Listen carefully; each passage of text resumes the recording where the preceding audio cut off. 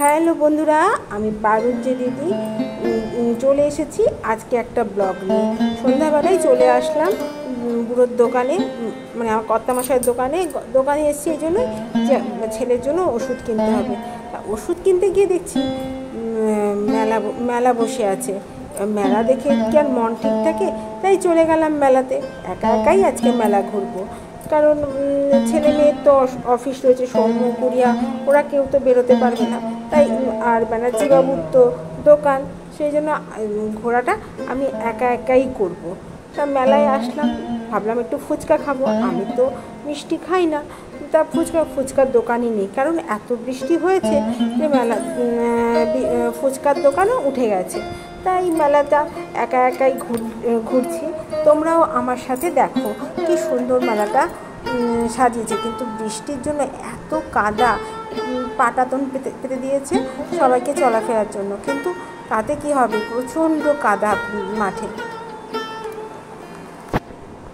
আমার না একা একা ভালো লাগে না, কিন্তু কি করব, ওদের সব সময় ওরা ব্যস্ত থাকে, আমাকে তাই জন্য একা একাই বেরোতে হয় মাঝে মাঝে ঘুরতে। মেলায় হরেক রকম জিনিস নিয়ে বসেছে।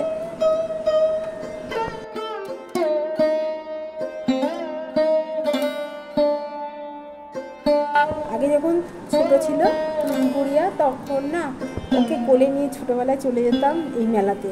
এই মেলাটা আমাদের এখানে যখনই বসতো, আগে বসতো জামাই ষষ্ঠীর সময়, বসলেই বৃষ্টি আসবে।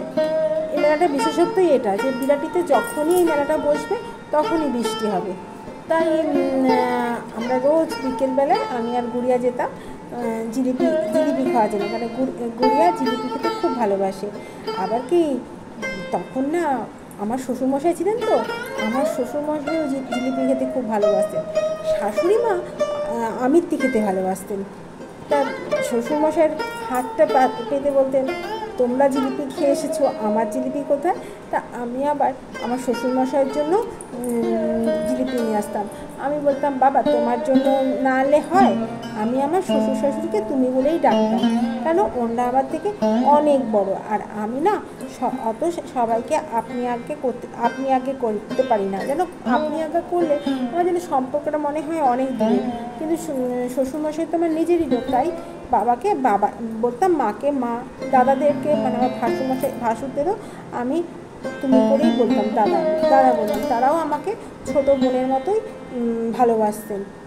যাই হোক, আমার এখন তো শ্বশুরমশাইও নেই, শাশুড়ি মাও নেই, আর বড় ভাসুরও 2003 সালে হঠাৎ স্ট্রোক হয়ে চলে যান। তারপরে মেজো ভাসুর চলে গেছেন, মেজো যা চলে গেছেন, আমাদের ছেড়ে এই পৃথিবী ছেড়ে চলে গেছেন। তা যাই হোক, হঠাৎ করে মনে পড়ে গেল এই জিলিপি খাওয়ার কথা বলতে বলতে মনে পড়ে গেল সেই পুরনো কথা। আমার সেজো যাওয়ার সঙ্গেও আমি মেলায় যেতাম, সেজো যাও এখন আমাদের ছেড়ে চলে গেছেন। তা মেলাটা ঘুরে কয়েকটা জিনিস কিনলাম মেলা থেকে, কিনে এখন আমার যেহেতু সঙ্গী পার্টনার নেই, আমার যা নেই। আগে তো জায়ের সঙ্গে সেজোজার সঙ্গে ঘুরতাম, সেজোজা বলতো ছোটো চল আমরা দুজনে মিলে ঘুরে আসি, বা কখনো গুড়িয়াকে নিয়ে ঘুরে আসতাম। তা আজকে একা একাই ঘুরছি।